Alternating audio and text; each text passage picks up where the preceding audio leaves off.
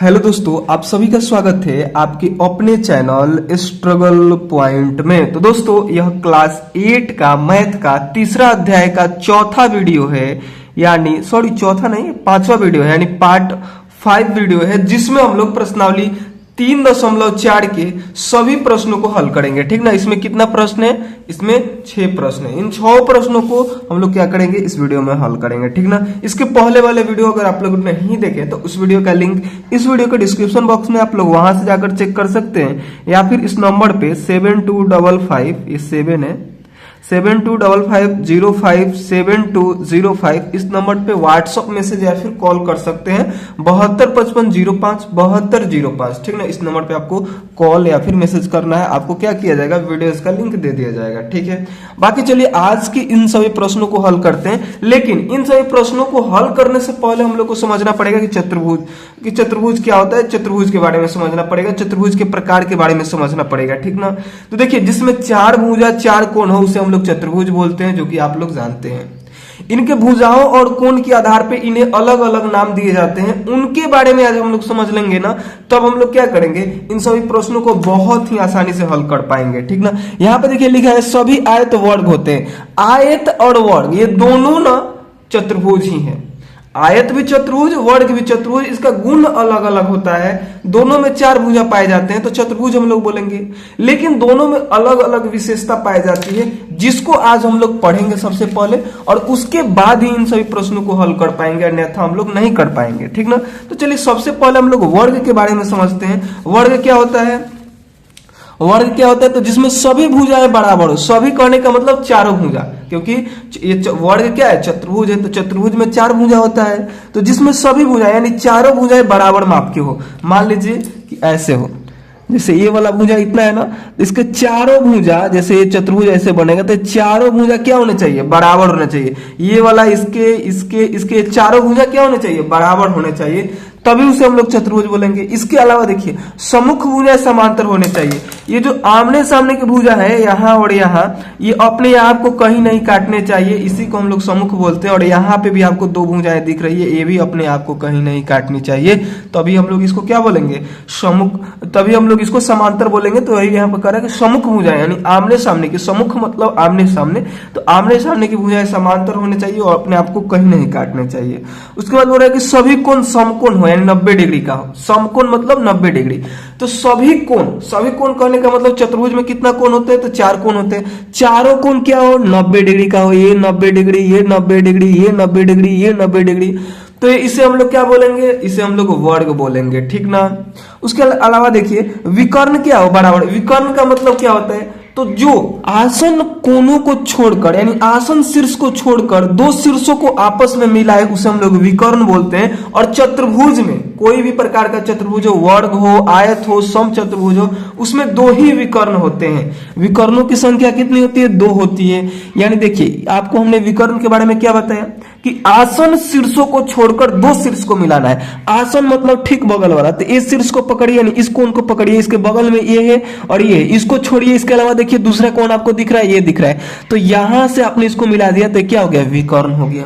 इसी प्रकार से इस शीर्ष को पकड़िए और इसके अगल बगल को छोड़िए, इन दोनों को छोड़िए और इससे इसको मिलाइए तो ये विकर्ण हो गया। इसके अलावा अब इसमें आप विकर्ण नहीं खींच सकते, इसलिए हमने बोला कि इसमें विकर्णों की संख्या कितनी होती है, 2 होती है।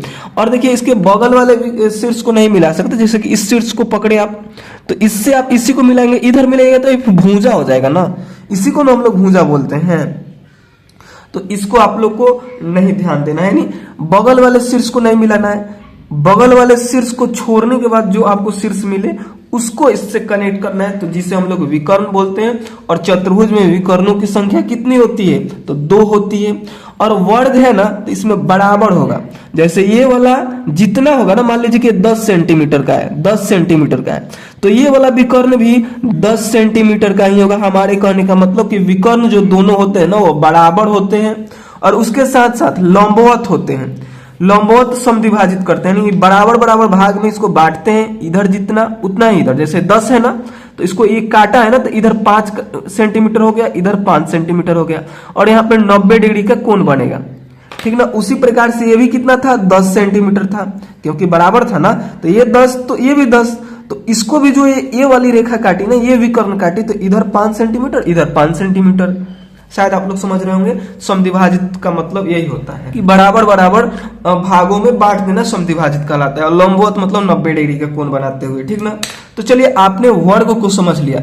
इसको देखिए, स्किप मत कीजिएगा, इन सभी गुणों को समझिए, सभी चतुर्भुजों को समझिए, तभी आप इस प्रश्न को हल कर पाइएगा, नहीं तो कंफ्यूज होइएगा, ठीक ना।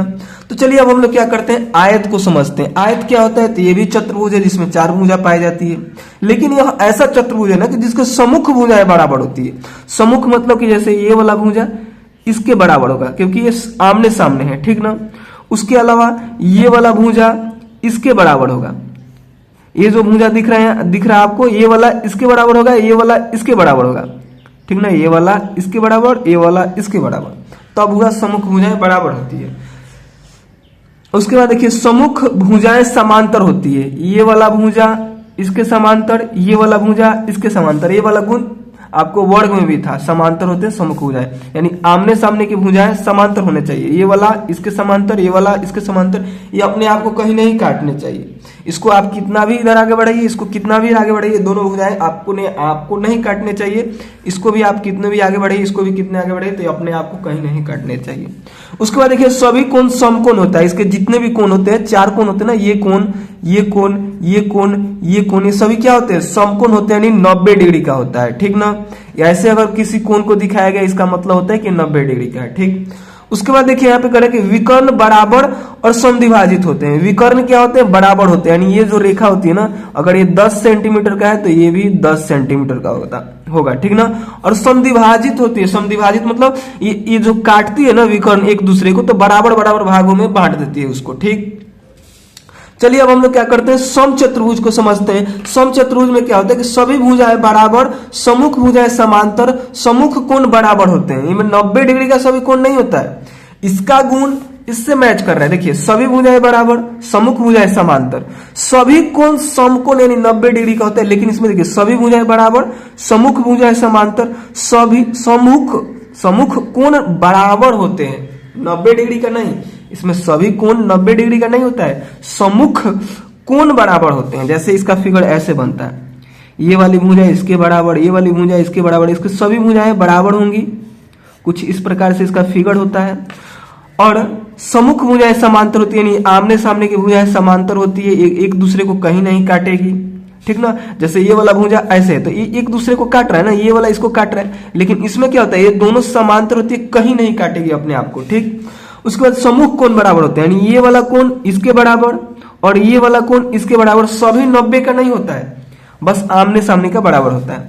उसके बाद देखिए, विकर्ण लंबवत, यानी विकर्ण लंबवत समद्विभाजित करने का मतलब हुआ कि जैसे इसका विकर्ण ये हुआ ना, ये विकर्ण ये हुआ, तो लंबवत यानी 90 डिग्री का यहाँ पे कोण बनाते हुए ये क्या करता है कि बराबर बराबर भागों में विकर्णों को बांटता है। इसका कहने का मतलब यह हुआ, ठीक ना। लंबवत समद्विभाजित का मतलब यही हुआ। उसके आगे देखिए, समांतर चतुर्भुज। समांतर चतुर्भुज क्या होता है, तो सम्मुख भुजाएं बराबर होती है, यानी आमने सामने की भुजाएं बराबर होती है। जैसे मान लीजिए ये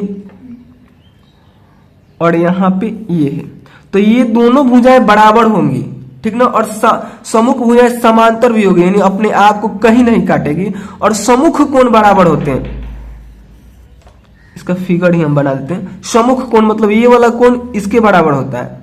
यहाँ पे देखिए, इसमें और इसमें डिफरेंस है, सेम नहीं समझना है आपको। यहाँ पे ध्यान दीजिए, इस वाले में और इस वाले में डिफरेंस है। देखिए, सभी भुजाएं बराबर, सम्मुख भुजाएं समांतर। इसमें सम्मुख भुजाएं बराबर, सम्मुख भुजाएं समांतर, तो सम्मुख भुजाएं हमने बराबर किया, यानी ये वाला इसके बराबर किए, ये वाला इसके बराबर किए, और सम्मुख कोण बराबर कर दिए, ये वाला कोण इसके बराबर किए, ठीक ना। और उसके बाद देखिए, इसमें 90 डिग्री का नहीं होता है, मतलब सभी कोण 90 डिग्री का नहीं होता है, केवल बराबर होता है। अगर ये 90 है तो ये भी 90 होना चाहिए, 80 है तो ये भी 80 होना चाहिए, इसका ये नियम है। 90 नहीं होना चाहिए, 90 है तो बहुत अच्छा बात है, 90 ये भी 90, ये भी 90, ये भी 90 तो और अच्छा बात है। बाकी अगर 90 नहीं है तो और 80 है ना, तो इसको भी 80 ही होना चाहिए, तभी हम लोग बोलेंगे समांतर चतुर्भुज है, अन्यथा नहीं बोलेंगे। इसके बाद देखिए इसका विकर्ण जो है ना वो समद्विभाजित करते हैं, बराबर माप का लंबवत नहीं होता है, केवल जैसे ये विकर्ण है ना, ये विकर्ण है तो क्या करेगा, समान भागों में, यानी इधर जितना उतना ही इधर बांटेगा, इधर जितना उधर ही इतना ही बांटेगा। बस इसका नियम यही होता है, इसका गुण यही होता है, आपको इन सभी को ध्यान रखना है, इसी पे प्रश्न आधारित है। ठीक, उसके बाद देखिए दो चतुर्भुज को और समझिए, एक होता है पतंग जिसमें दो दो आसन भुजाएं बराबर होती है। देखिए इसका फिगर हम यहाँ पे बनाते हैं, पतंग कुछ इस प्रकार का होता है। देखिए ये पतंग हो गया, करे दो दो आसन भुजाएं, आसन मतलब ठीक बगल वाला, तो जैसे ये वाला इसके बराबर होगा, दो दो आसन मतलब एक हुआ एक ये हुआ, दो आसन है क्या होते हैं, भुजाएं बराबर होते हैं, और दो आपको यहाँ पे दिख रहे हैं ये बराबर होते हैं। ठीक ना, आसन भुजाएं कहने का मतलब ठीक बगल वाला, तो जैसे इस भुजा के बगल में ये है तो ये बराबर हो जाएगा, इस भुजा के बगल में ये है तो ये बराबर हो जाएगा, और दो ही, इसके अलावा ये वाला इसके बराबर नहीं होगा, दो यहाँ पे दो यहाँ पे, वही लिखा है कि दो दो आसन भुजाएं बराबर होती है, एक जोड़ी सम्मुख भुजाएं बराबर होती है। एक जोड़ी मतलब कहने का दो, जैसे यहाँ पे एक कोण है, यहाँ पे एक कोण है, तो ये वाला कोण बराबर होगा, बाकी ये बराबर हो इससे मतलब नहीं है, ये वाले बराबर होने चाहिए।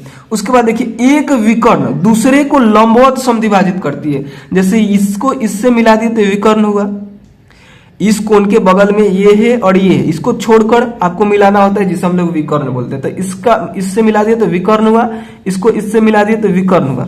तो कह रहा है कि एक विकर्ण दूसरे को लंबवत समद्विभाजित करती है। लंबवत का मतलब कि एकदम 90 डिग्री का कोण बनाते हुए, देखिए 90 डिग्री का कोण बना दिया, ठीक ना, और समद्विभाजित का मतलब बराबर बराबर भागों में बांटना, तो देखिए इतना जितना इधर है ना उतना ही इधर है, और यहाँ पे लिखे हैं कि एक विकर्ण दूसरे को, तो ये वाला विकर्ण इसको समद्विभाजित करता है। यहाँ पे ये हम नहीं लिखे हैं कि एक दूसरे को समद्विभाजित करता है, एक दूसरे को समद्विभाजित करने का मतलब अलग उसका मतलब हुआ, लेकिन यहाँ पे ना एक विकर्ण है जो समद्विभाजित होता है, जैसे इधर वाला के बराबर होगा, ये वाला इसके बराबर नहीं है, आपको देखने में ही लग रहा है कि ये वाला कुछ अलग माप का है, ये वाला कुछ अलग माप का है, तो यहाँ पे हमने लिखा है एक विकर्ण दूसरे को लंबवत समद्विभाजित करता है, तो आप लोग इसको समझ गए। अब देखिए समलंब क्या होता है, तो जिसमें केवल एक जोड़ी भुजाएं समांतर होती है, जैसे मान लीजिए ये वाला इसके समांतर है ना, उसके बाद इसको इसके साथ कुछ भी कीजिए, बस दो को भुजा समांतर दीजिए, और चतुर्भुज में 4 भुजा होता है, इसको 4 करने के लिए आप इधर से ऐसे कीजिए या फिर इधर से ऐसे कर दीजिए, बस ये वाला समांतर है ना तो इसको हम लोग समलंब बोल देंगे। बाकी इसका और कुछ नियम नहीं होता है, कोण कैसा हो, विकर्ण कैसा भी हो, इससे इसको मतलब ही नहीं है, ठीक ना। तो इसके लिए केवल आपको ये ध्यान रखना है कि केवल एक जोड़ी भुजाएं समांतर होती है जिसे हम लोग समलंब बोल देते हैं। शायद आप लोग समझते होंगे। अगर इतने बातों को आपने समझ लिया तो प्रश्नों को हल करना बहुत आसान है। चलिए अब हम लोग प्रश्न की तरफ चलते हैं। एक बार सभी को देख लीजिए, अगर लिखना चाहें तो लिख सकते हैं। समचतुर्भुज वाला देख लीजिए, समचतुर्भुज समांतर चतुर्भुज आपको दिख रहा होगा। इसके अलावा यहाँ पे आपको पतंग और समलंब भी आपको दिख रहा होगा, ठीक ना। तो चलिए अब हम लोग प्रश्नों को हल करते हैं। देखिए प्रश्न में कह रहा है बताइए कथन सत्य है या असत्य। यहाँ पे सत्य और असत्य आपको बताना है। देखिए कैसे हम लोग बताएंगे, तो इन सभी चतुर्भुजों के गुण का यूज लेकर हम इसको हल करेंगे, ठीक ना। कह रहे सभी आयत वर्ग होते हैं। यहाँ पे क्या बोला, सभी आयत वर्ग होते हैं। तो जो बाद में है ना उसका गुण आयत में खोजिए, यानी बाद में क्या है वर्ग है, तो वर्ग का गुण आयत में खोजिए। अगर वर्ग का सभी गुण आयत में मिल जाए तो हम लोग बोलेंगे सत्य है, अगर नहीं मिले तो बोलेंगे असत्य है, ठीक ना। तो वर्ग का गुण क्या होता है, तो सभी भुजाएं बराबर होती है। आयत में खोजिए अब इसको कि सभी भुजाएं बराबर होती है कि नहीं। तो यहाँ पे देखिए सम्मुख भुजाएं बराबर होती है। यहाँ पे सभी भुजाएं मतलब ये जितना बराबर ये सभी हो जाएगा इतना। अगर मान लीजिए कि ये 5 सेंटीमीटर है तो ये भी 5 सेंटीमीटर, ये भी 5 सेंटीमीटर, ये भी 5 सेंटीमीटर। लेकिन आयत कहता है कि सम्मुख भुजाएं बराबर होती है। मान लीजिए 10 सेंटीमीटर है तो ये वाला 10 सेंटीमीटर, ठीक ना। और मान लीजिए 5 सेंटीमीटर है तो ये वाला 5 सेंटीमीटर, यानी आमने सामने की बराबर होती है, लेकिन इसमें सभी बराबर होती है। तो क्या इसका गुण इसमें मिला, नहीं मिला। तो इस प्रकार से आप लोग यहाँ पे लिखिएगा। इस फर्स्ट वाले प्रश्न की ए में आपको लिखना है कि ये कथन जो है असत्य है, ठीक ना। बाकी चलिए बी को देखिए। बी में कह रहा है कि सभी समचतुर्भुज समांतर चतुर्भुज होते हैं। तो समांतर चतुर्भुज का गुण समचतुर्भुज में खोजिए, ठीक ना। तो यहाँ पे देखिए दोनों चतुर्भुज को हम आपके सामने लाते हैं। किसका गुण? समांतर चतुर्भुज का।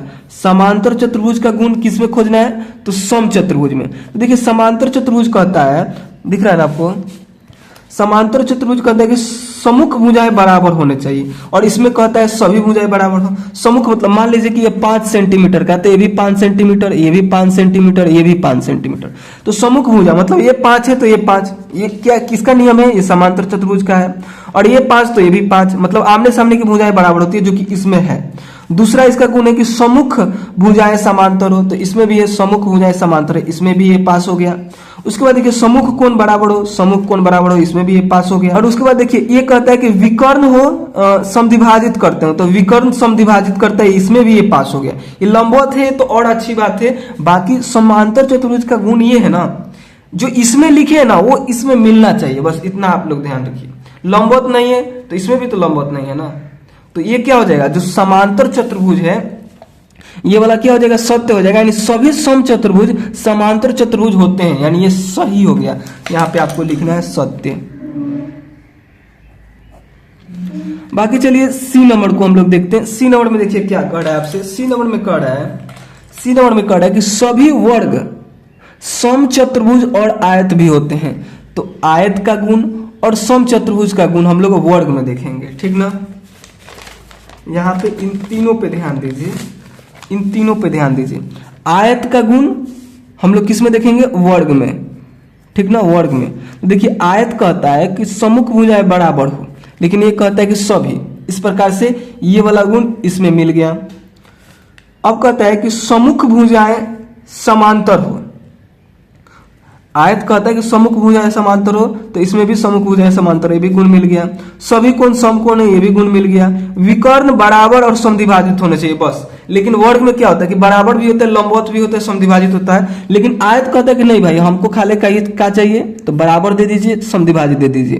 तो इस प्रकार से इसके सारे गुण इसमें मिल गए, तो यहाँ पे ये क्या हो जाएगा? सत्य हो जाएगा। लेकिन एक और बात पूछा था कि समचतुर्भुज भी वर्ग होते हैं, तो समचतुर्भुज को देखिए, सभी भुजाएं बराबर होती है, इसमें भी वो मिल गया। सम्मुख भुजाएं समांतर होती है, इसमें भी मिल गया।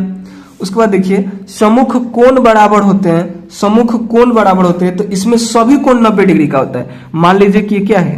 ये वर्ग है, तो ये कहता है ना कि भाई हमको केवल आमने सामने का कोण दीजिए बराबर, तो ये 90 होता है, क्योंकि ये वर्ग है। ये भी 90 हो जाएगा, ये भी 90 हो जाएगा, ये भी 90 हो जाएगा।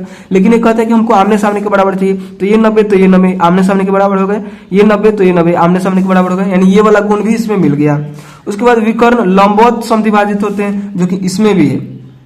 लंबवत ना चाहिए, केवल इसको लंबवत चाहिए और समद्विभाजित चाहिए, जो कि लंबवत और समद्विभाजित इसमें भी है। तो इस प्रकार से इन दोनों का गुण वर्ग में मिल रहा है, तो यहाँ पे आप लोग लिखिएगा कि सत्य है ये,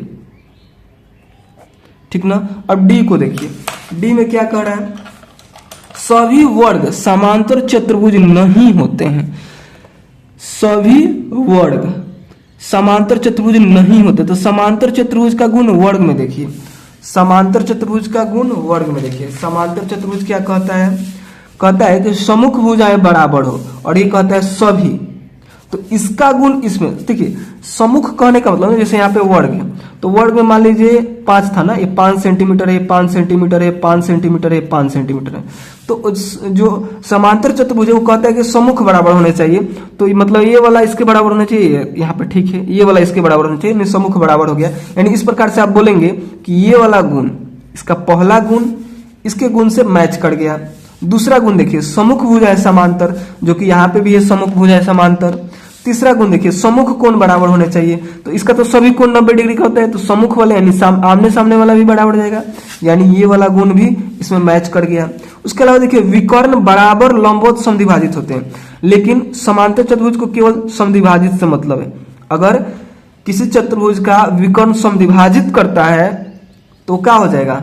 वो समांतर चतुर्भुज भी हो जाएगा। तो यहाँ पे देखिए समद्विभाजित, तो यहाँ पे भी समद्विभाजित मिल रहा है वर्ग में भी, तो इस प्रकार से यहाँ पे सत्य होगा। देखिए सभी वर्ग समांतर चतुर्भुज नहीं होते हैं, तो यहाँ पे देखिए यहाँ पे नहीं लगा हुआ है, तो लिखिएगा सभी वर्ग समांतर चतुर्भुज होते हैं, लेकिन यहाँ पे लिखा है कि नहीं, तो इस प्रकार से गलत होगा। अगर यहाँ पे नहीं रहता ना तो आप इसको सही बोलते हैं, लेकिन यहाँ पे करेगा सभी वर्ग समांतर चतुर्भुज नहीं होते हैं, जबकि सभी वर्ग समांतर चतुर्भुज होते हैं। तो यहाँ पे आपको लिखना है असत्य। यहाँ पे क्या लिखिएगा?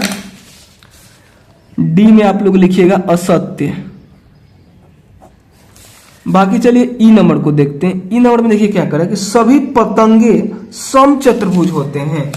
तो समचतुर्भुज के जो गुण होते हैं ना, समचतुर्भुज के गुण होते हैं, उसमें उसको हम लोग पतंग में खोजेंगे। यहाँ पे समचतुर्भुज है और यहाँ पे क्या है, पतंग है। तो देखिए समचतुर्भुज के भुजाएं इसका गुण खोजेंगे ना। देखिए किसका, बाद में है समचतुर्भुज, तो समचतुर्भुज का गुण हम लोग इसमें खोजेंगे। तो यहाँ पे ध्यान दीजिए, सभी भुजाएं बराबर होती है किसमें, समचतुर्भुज में। तो ये हम लोग इसमें खोजेंगे। तो देखिए दो आसन भुजाएं बराबर होती है, इसमें बोल रहा है कि सभी। तो यहीं पे क्या हो गया, इसका नियम, इसका गुण इसमें नहीं मिल रहा है, तो डायरेक्ट यहाँ पे आप लोग लिखेंगे असत्य। यहाँ पे हो जाएगा असत्य। जो बाद में लिखा हो ना, जो बाद में लिखा हो उसका गुण पहले वाला में खोजेंगे। तो बाद में लिखा था समचतुर्भुज, तो समचतुर्भुज का पहला गुण होता है कि सभी भुजाएं बराबर होने चाहिए। तो ये वाला हमने क्या किया, पतंग के गुण में खोजा। तो पतंग का गुण कहता है कि दो आसन भुजाएं बराबर होने चाहिए, सभी नहीं, आसन।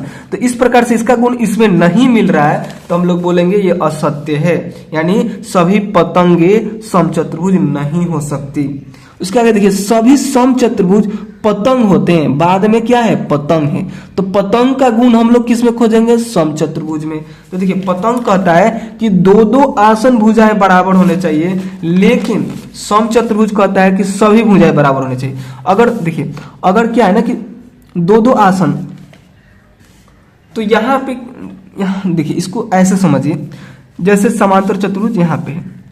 तो इसमें क्या होता है ना कि ये वाला सब बराबर होता है, लेकिन पतंग कहता है भाई साहब कि हमें दो गो बस बराबर होगा ना बगल वाला, तो हम लोग पतंग कहला जाएंगे, ठीक ना।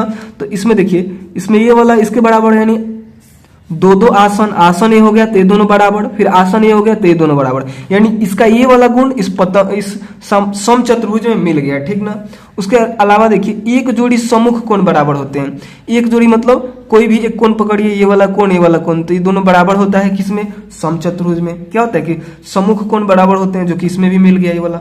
उसके अलावा देखिए एक विकर्ण दूसरे को लंबवत समद्विभाजित करते हैं, लंबवत और समद्विभाजित। तो लंबवत समद्विभाजित इसमें भी है, तो ये वाला भी इसमें मिल गया। यानी यहाँ पे आपको क्या बोलिएगा, एफ में आप लोग को क्या कहना है कि सत्य है, ठीक ना। एफ में आपको लिखना है सत्य। आप समझ गए सत्य क्यों है, क्योंकि इसका गुण, पतंग का गुण सारे इसमें मिल रहे हैं, ठीक ना। तो सभी समचतुर्भुज पतंग हो सकते हैं। उसके अलावा देखिए सभी समांतर चतुर्भुज समलंब होते हैं। देखिए समलंब का गुण इसमें खोजिए। समलंब का एक ही गुण है भाई, एक जोड़ा भुजा हमको समांतर चाहिए। एक जोड़ा मतलब केवल आमने सामने का, दो गो को छोड़ दीजिए। एक जोड़ा मतलब दो गो होता है, ठीक ना, और एक जोड़ा मतलब दो गो। तो एक जोड़ा मतलब ये वाला और ये वाला समांतर होने चाहिए, उसके अलावा कुछ हमको नहीं चाहिए, हम समलंब कहाएंगे, ठीक ना। ये समलंब का नियम होता है, गुण होता है। तो चलिए अब हम लोग क्या करते हैं कि समलंब का गुण समांतर चतुर्भुज में खोजते हैं। तो यहाँ पे समांतर चतुर्भुज, यहाँ पे समलंब। समलंब कहता है कि एक जोड़ी भुजाएं समांतर होती। देखिए यहाँ पे इसका फिगर बनाए हैं, ये वाला भुजा इसके समांतर है। इसका मतलब ये हुआ कि इसके सारे गुण इसमें मिल जा रहे हैं। तो आप लोग यहाँ पे क्या लिखिएगा, यहाँ पे लिखिएगा सत्य, यानी इसके सारे गुण इसमें मिल जा रहे हैं, तो क्या हो जाएगा, सत्य हो जाएगा, ठीक ना। तो यहाँ पे आपको क्या लिखना है, जी में लिखना है सत्य। उसके अलावा देखिए एच नंबर जो कि लास्ट है, कड़े सभी वर्ग समलंब होते हैं। तो समलंब का गुण वर्ग में खोजिए, ठीक ना। तो समलंब का गुण ये है और वर्ग का गुण आपको यहाँ पे दिख रहा है, ठीक ना। तो देखिए समलंब का गुण खोजना है इसमें। समलंब का गुण कहता है कि एक जोड़ी भुजाएं समांतर हो, और इसमें क्या होता है ना कि आमने सामने की भुजाएं समांतर होती है, यानी इसमें भी मिल जा रहा है। देखिए अगर ये वर्ग है ना, तो वर्ग में क्या होता है, एक जोड़ी मतलब ये वाला भुजा इसके समांतर है, तो क्या कहला जाएगा, समलंब भी कहला जाएगा, ठीक ना। शायद आप लोग समझ रहे हैं। समलंब कहता है भाई साहब कि मुझे एक जोड़ी ही भुजाएं समांतर चाहिए, या तो ये वाली समांतर हो जाए या फिर ये वाली समांतर हो जाए, हम समलंब कहला जाएंगे। तो इसमें देखिए वर्ग में ये वाला इसके समांतर होता है, इस प्रकार से ये क्या हो जाएगा, समलंब हो जाएगा। तो यहाँ पे लिखिएगा सत्य, यानी सभी वर्ग समलंब होते हैं। तो यहाँ पे एच में आपको लिखना है सत्य। तो इस प्रकार से आपने इन सभी प्रश्नों को हल किया। सत्य सत्य बताना था, बाकी कोई भी कंफ्यूजन हो तो आप लोग कमेंट करके पूछ सकते हैं। चलिए हम दूसरे प्रश्न को हल करते हैं। करें कि उन सभी चतुर्भुजों की पहचान कीजिए जिसमें चारों भुजाएं बराबर लंबाई की हो। चारों भुजाएं बराबर लंबाई की हो। तो आपको हमने चतुर्भुज के गुण बताए। इसमें देखिए हमने किस किस में लिखा है कि सभी भुजाएं बराबर होती हैं। सभी कहने का मतलब चारों। तो वर्ग में देखिएगा सभी भुजाएं बराबर होती है, क्योंकि देखिए ये वर्ग क्या है, चतुर्भुज है। चतुर्भुज में 4 भुजाएं होते हैं, यानी चारों भुजाएं बराबर होती है। सभी की जगह पे आप 4 भी लिख सकते हैं। तो इसका आंसर क्या हो जाएगा, इस दूसरे के में जो पूछ रहा था कि चारों भुजाएं बराबर लंबाई की होती है, तो वर्ग में क्या होता है कि सभी भुजाएं बराबर कहने का मतलब बराबर लंबाई की होती है। तो इसका आंसर एक वर्ग होगा। इसके अलावा देखिए तो हम किस किस में लिखे हैं सभी भुजाएं बराबर। तो आयत में तो हम लिखे हैं कि सम्मुख भुजाएं बराबर, तो ये नहीं होगा। इस समचतुर्भुज में देखिए लिखे हैं कि सभी भुजाएं बराबर, तो इसका आंसर क्या हो जाएगा, समचतुर्भुज भी होगा। ठीक ना, ये जो है समचतुर्भुज भी होगा। यहाँ पे भी ये जो है, नॉन नहीं समझे इसे, ये जो है। ठीक, तो आपने दूसरे के पहला को हल कर दिया। इसी में यानी ए नंबर को हल किया। इसी में देखिए पूछ रहा है कि 4 समकोण हो। उन चतुर्भुजों की पहचान कीजिए जिसमें 4 समकोण हो। 4 समकोण मतलब क्योंकि चतुर्भुज में 4 कोण होता है, तो सभी कोण समकोण जिसमें लिखे होंगे ना वही इसका आंसर होगा। तो देखिए वर्ग में क्या होता है, सभी कोण समकोण यानी 90 डिग्री का होता है। सभी कहने का मतलब 4, क्योंकि 4 होता है। कोई भी चतुर्भुज बनाइए तो उसमें कोण 4 ही होते हैं। और हमने यहाँ पे बोला है कि सभी कोण समकोण हो, यानी चारों कोण समकोण हो। ठीक ना, तो ये इसका एक आंसर होगा। बी में एक हो जाएगा वर्ग, 4 समकोण हो, और दूसरा इसका हो जाएगा आयत। सभी कोण समकोण होता है इसका भी, तो यहाँ पे आप लोग लिखेंगे आयत। बाकी चलिए तीसरे प्रश्न को देखिए। तीसरा में करें, बताइए कैसे एक वर्ग एक चतुर्भुज है। तो देखिए इसको बताने के लिए आपको यहाँ पे क्या लिखना है, तो आप लोग वर्ग के बारे में जानते हैं कि वर्ग में 4 भुजाएं होती है। तो 4 भुजाएं होती है इसलिए वो क्या है, चतुर्भुज है। ठीक ना, तो इसके हल में लिखिएगा। पहले के हल में यहाँ पे पूछ रहा है कि एक चतुर्भुज, बताइए कैसे एक वर्ग एक चतुर्भुज है। तो इसके हल में लिखिएगा एक, दिख रहा है ना आपको, इसके हल में आप लोग लिखिएगा कि एक वर्ग में 4 भुजाएं होती है, इसलिए यह एक चतुर्भुज है। बहुत आसान था। आपसे बस पूछा था कि एक चतुर्भुज वर्ग क्यों है, तो वर्ग में 4 भुजाएं तो चतुर्भुज होता है। चतुर्भुज का यही ना गुण होता है भाई कि 4 भुजा 4 कोण होना चाहिए। तो वर्ग में भी तो 4 भुजा और 4 कोण होता है, तो इस प्रकार से चतुर्भुज हो गया। बाकी चलिए दूसरे को देखते हैं। दूसरा में बताइए कैसे एक वर्ग एक समांतर चतुर्भुज है। ठीक ना, तो आपको यहाँ पे लिखना है कि एक वर्ग के सम्मुख भुजाएं बराबर और समांतर होती है, इसलिए यह समांतर चतुर्भुज है। ठीक ना, क्योंकि समांतर चतुर्भुज का गुण होता है कि जिस भी चतुर्भुज के आमने सामने की यानी सम्मुख भुजाएं बराबर हो, सम्मुख भुजाएं समांतर हो, सम्मुख कोण बराबर हो, विकर्ण समद्विभाजित करता हो, उसे हम लोग क्या बोल देंगे, उसे हम लोग समांतर चतुर्भुज बोलेंगे। और वर्ग में ये सभी नियम है, यानी वर्ग का ये जो जितने भी गुण है ना वो वर्ग में पाया जाता है, इसलिए क्या हो जाएगा, वर्ग क्या हो जाएगा, समांतर चतुर्भुज हो जाएगा। तो वही बात यहाँ पे लिख दीजिएगा कि एक वर्ग के सम्मुख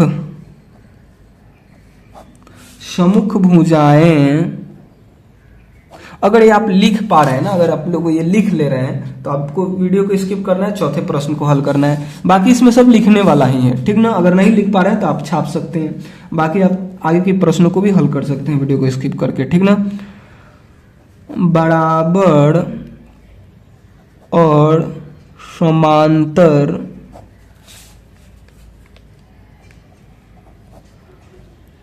होती है, इसलिए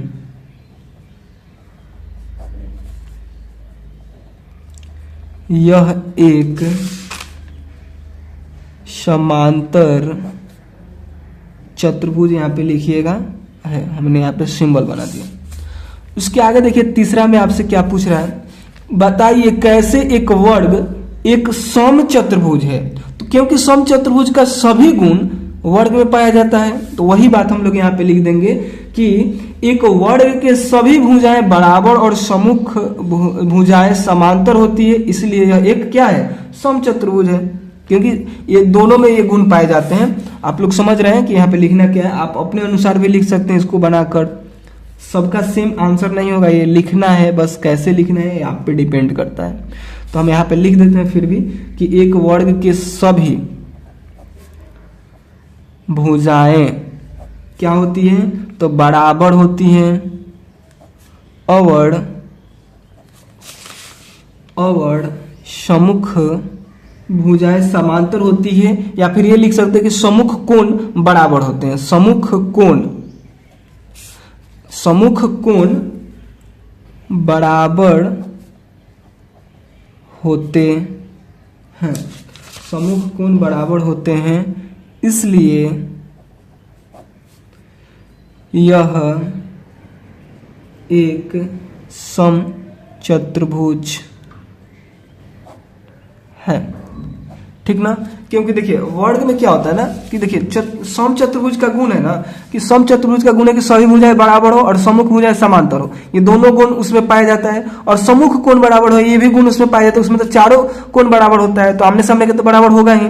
और ये सब सारे गुण क्या होते हैं ना समचतुर्भुज वाला उसमें पाया जाता है, तो कुछ हमने यहाँ पे लिखा और बराबर यहाँ पे लिख दिया, बाकी आप समझ रहे हैं कि कैसे इसको लिखना है, ठीक। उसके बाद देखिए चौथा में देखिए, चौथे में कह रहा है एक आयत है, आपको बताना है कि कैसे एक वर्ग एक आयत भी है। तो यहाँ पे लिखिएगा क्योंकि सम्मुख भुजाएं बराबर और समांतर होती है तथा सभी कोण समकोण होता है, इसलिए यह एक आयत भी है, ठीक ना। सम्मुख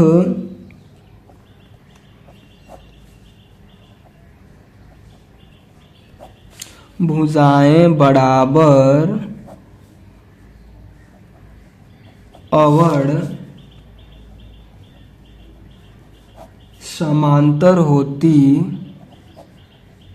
है, ठीक ना, समांतर होती है तथा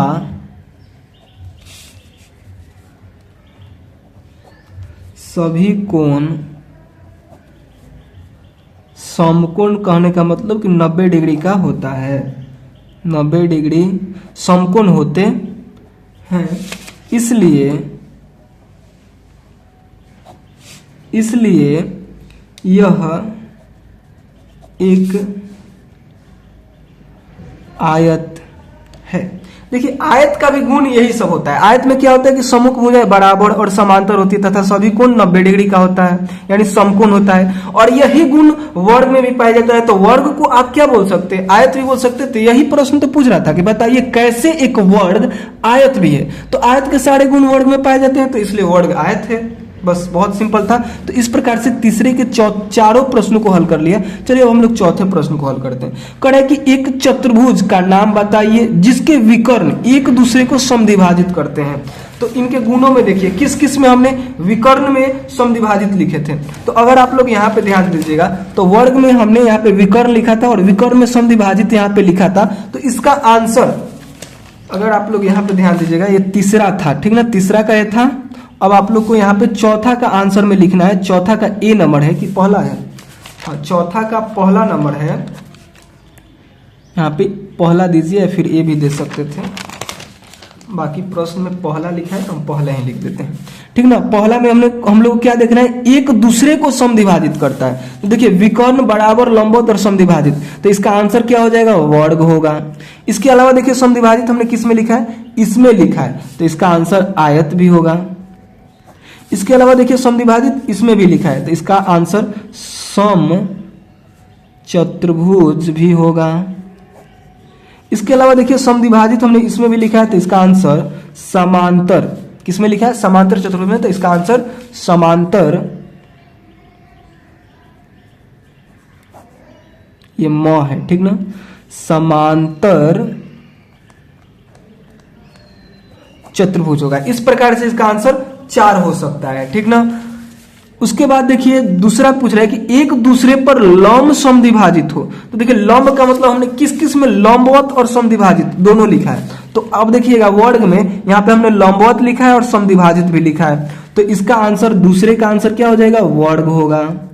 इसके अलावा देखिए लंबवत और समद्विभाजित हमने किस में लिखा है, तो विकर्ण बराबर समद्विभाजित होता है, लंबवत नहीं लिखा हमने इसमें, विकर्ण लंबवत समद्विभाजित, तो इसका आंसर ये भी होगा, यानी यहाँ पे लिखेंगे समचतुर्भुज।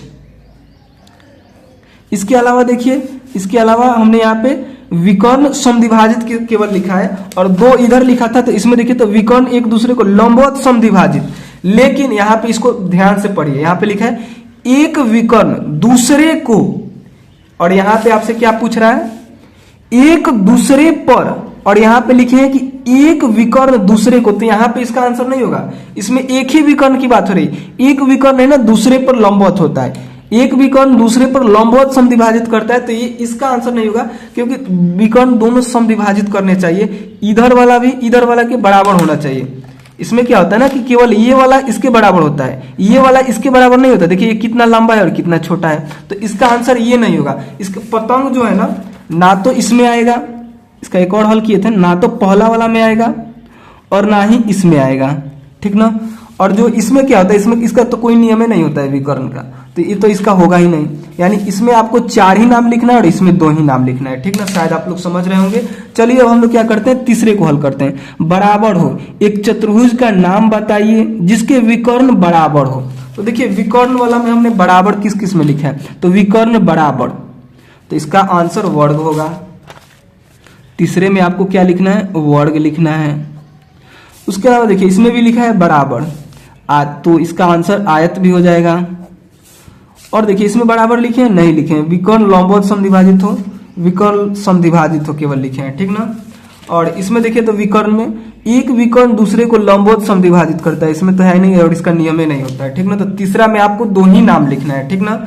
बाकी चलिए अब हम लोग क्या करते हैं, इसके 5वें प्रश्न को हल करते हैं। 5वां प्रश्न करें, बताइए एक आयत उत्तल चतुर्भुज कैसे है। तो देखिए उत्तल चतुर्भुज को पहचानने के लिए 2 नियम होता है। जिस भी चतुर्भुज में एक भी कोण 180 डिग्री से बड़ा हो तो उसे हम लोग क्या बोलते हैं, उत्तल चतुर्भुज बोलेंगे।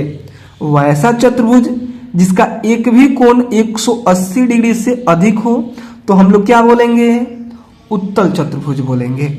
लेकिन यहाँ पे है आयत, तो आयत उत्तल चतुर्भुज, सॉरी यहाँ पे कुछ गलत बता दिए, देखिए यहाँ पे आपसे समझिए, करे कि आयत एक, बताइए एक आयत उत्तल चतुर्भुज कैसे है। तो देखिए 180 डिग्री से कम रहे ना, किसी भी चतुर्भुज का माप, कोनों का माप 180 डिग्री से कम रहे तो उसे हम लोग उत्तल बोलते हैं। अगर अधिक रहे, 180 डिग्री से अधिक रहे तो अवतल बोलते हैं। इतना बात आपको समझ में आया। यहाँ पे ध्यान दीजिए, हमने यहाँ पे आपको बताया कि जिस भी चतुर्भुज का एक भी कोण, जैसे हमने यहाँ पे आयत पूछ रहे हैं कि बताइए एक आयत उत्तल चतुर्भुज कैसे है, तो सबसे पहले हमने यहाँ पे आयत का एक चतुर्भुज बना, आयत का एक फिगर बनाते हैं। आयत ऐसा ही होता है जिसमें आमने सामने की भुजाएं बराबर है, ये वाला इसके बराबर है और ये वाला इसके बराबर है, ठीक ना। और सभी कोण क्या होता है, 90 डिग्री का होता है, ठीक ना। और सभी विकर्ण इसके अंदर होते हैं, ठीक ना, इसके अंदर होते हैं, ठीक ना। तो देखिए अब हम समझते हैं अवतल और उत्तल चतुर्भुज के बारे में। तो जिस भी चतुर्भुज का एक भी कोण 180 डिग्री से अधिक हो, अधिक है तो उसे हम लोग अवतल बोलेंगे, और कम है 180 डिग्री से कम है तो उसे हम लोग उत्तल बोलेंगे। तो देखिए इसमें क्या है, 90, ये भी 90, ये 90, ये 90, ये 90, ये 90, तो सब 90 यानी 180 डिग्री से कम है तो उतले ना बोलेंगे जी, 180 डिग्री से कम है तो उतले ना बोलेंगे। तो ये आयत जो है, आयत में क्या होता है, आयत में सभी कोण 180 डिग्री से कम है यानी 90 है, तो इसे हम लोग क्या बोलेंगे, उत्तल बोलेंगे। तो इस प्रकार से यहाँ पे लिख सकते हैं कि आयत के सभी कोण 180 डिग्री से कम होते हैं, इसलिए हम इसे उत्तल चतुर्भुज बोलते हैं, ठीक ना, क्योंकि आयत एक चतुर्भुज है, ठीक ना। तो इसे हम लोग उत्तल चतुर्भुज बोलते हैं। दूसरा इसका ये कारण हो सकता है कि इसके सभी विकर्ण है ना, जो सभी विकर्ण है इसके अंदर ही है, जैसे ये फिगर है यहाँ से यहाँ तक, तो इसके विकर्ण है ना जो इसके अंदर ही है, तो दोनों में से किसी एक को लिख सकते हैं, बाकी दोनों को भी लिख सकते हैं कि क्या लिखिएगा कि आयत का सभी विकर्ण इसके अभ्यंतर भाग में होते हैं तथा इसके सभी कोण 180 डिग्री से 180 डिग्री से क्या होता है, कम होता है, इसलिए उत्तल है। अगर 180 डिग्री से अधिक रहता तो ये अवतल हो जाता, ठीक ना। बाकी उत्तल पूछा है ना आपसे, तो इस पांचवे के हल में आप लोग लिखिएगा, क्या लिखिएगा, यहाँ पे लिख देते हैं, आप लोग छाप लीजिए। अगर लिख पा रहे हैं आप तो लिख सकते हैं, बाकी हम लिख रहे हैं, आप यहां से छाप सकते हैं। लिखिएगा कि इसके दोनों विकर्ण इसके अभ्यंतर भाग में स्थित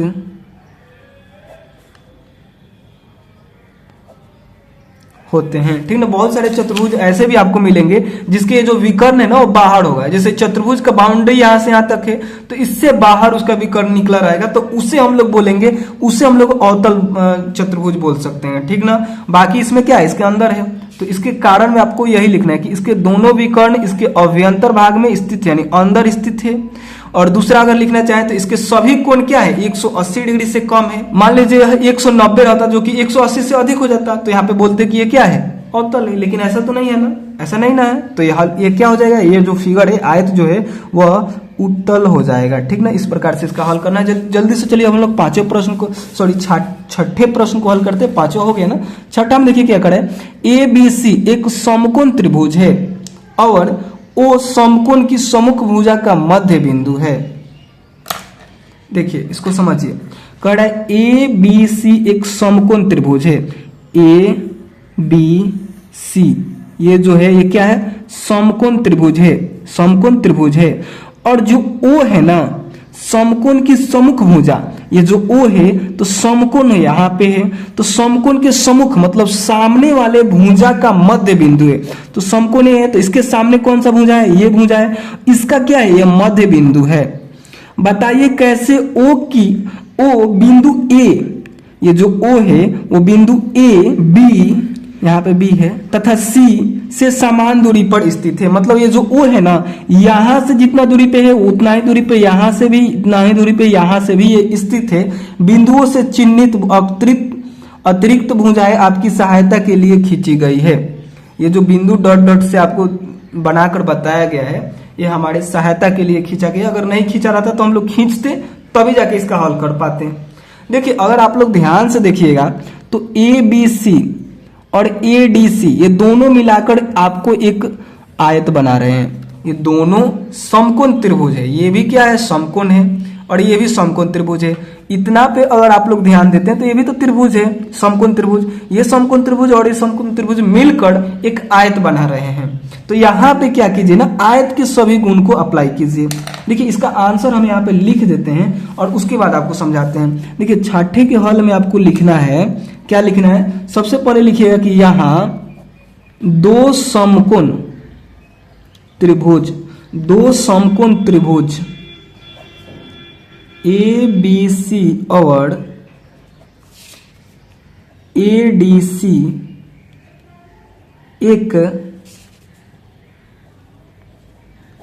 एक आयत बनाते हैं, ठीक ना। यहां पे समझिए, ये जो है ABC और ADC ये दोनों मिलकर क्या बना रहे हैं, आयत बना रहे हैं। तो आयत का गुण क्या होता है, जिसमें, उसके आगे लिखिएगा, जिसमें O, जो बिंदु O है, विकर्णों का समद्विभाजक बिंदु है। विकर्णों का समद्विभाजक बिंदु कहने का मतलब कि वहां से क्या हो रहा है, समान भाग में बट रहे हैं,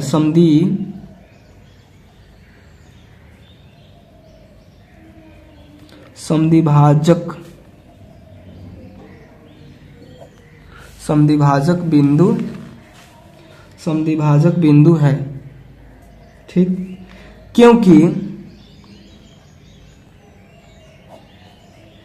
क्योंकि AC और AC और B, AC और BD विकर्ण है और एक दूसरे को समद्वि भाजित करते हैं। देखिए इसको समझिए, जो अभी हमने यहाँ पे लिखा है, देखिए यहाँ पे क्या है ना कि ये वाला त्रिभुज और ये वाला त्रिभुज मिलकर क्या बना रहे हैं, मिलकर एक आयत बना दे रहे हैं। और आयत का गुण होता है, आयत का क्या गुण होता है, आयत का गुण होता है विकर्ण का कि बराबर होते हैं इसके विकर्ण, यानी ये वाला इसके बराबर होगा, ये वाला जो है इसके बराबर होगा। मान लीजिए कि ये 10 सेंटीमीटर है यहां से लेकर यहां तक, तो ये वाला भी यहां से लेकर यहां तक ये भी 10 सेंटीमीटर होगा। ये आयत का गुण है कि विकर्ण बराबर होते हैं। तो मान लीजिए 10 है तो ये भी 10 होगा, ठीक। और उसके अलावा देखिए समद्विभाजित, ये अपने आप को समद्विभाजित करते हैं। जैसे ये वाला यहां से लेकर यहां तक ना, दूसरा जब बनाएगा ना तो ये जो बांटेगा ना तो इधर 5 सेंटीमीटर का देगा और इधर 5 सेंटीमीटर का देगा। और जब ये वाला इसको ऐसे बांटेगा ना तो इधर 5 सेंटीमीटर का देगा, इधर 5 सेंटीमीटर कर देगा, ठीक। इतना बात आपको समझ में आया। तो अब आपने इसका हल कर लिया है। कह रहे कि ओ समकोण की सम्मुख भुजा पर मध्य बिंदु है, बताइए कैसे ओ बिंदु ए से, ओ बिंदु ए बी तथा सी से समान दूरी पे है। तो आप यहाँ पे देख सकते हैं कि यहां से लेकर यहां तक 5 सेंटीमीटर, यहां से लेकर भी 5 सेंटीमीटर, और यहां से लेकर यहां तक भी 5 सेंटीमीटर, और यहां से लेकर यहां तक भी 5 सेंटीमीटर, क्योंकि ये आयत है और आयत का विकर्ण एक दूसरे को बराबर बराबर समद्विभाजित करते हैं, ठीक ना। तो वही हमने यहाँ पे लिखा है कि जिसमें ओ विकर्णों का समद्विभाजक बिंदु है, क्योंकि AC यहां से लेकर यहां तक AC और BD यहां से लेकर यहां तक BD विकर्ण है और एक दूसरे को समद्विभाजित करते हैं, यानी समान समान भाग में बांटते हैं। तो उसके बाद यहाँ पे लिखिएगा समान समान भाग में बांटते हैं, तो अतः यहाँ पे क्या हो जाएगा, यहाँ पे ओ बिंदु A B C तथा D से समान दूरी पर स्थित है, समान दूरी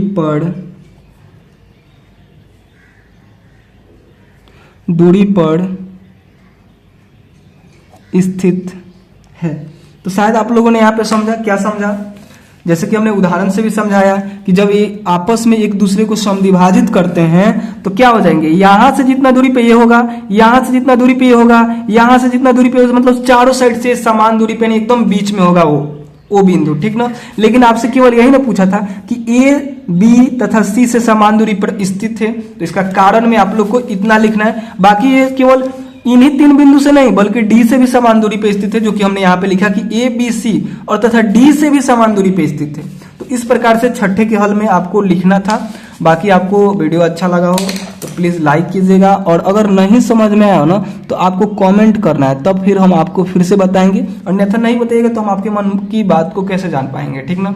तो आपको कमेंट करना है, ठीक है। तो चलिए मिलते हैं अगले वीडियो में, जिसमें हम लोग आगे के एक नए अध्याय की शुरुआत करेंगे, ठीक है। तब तक के लिए बाय दोस्तों।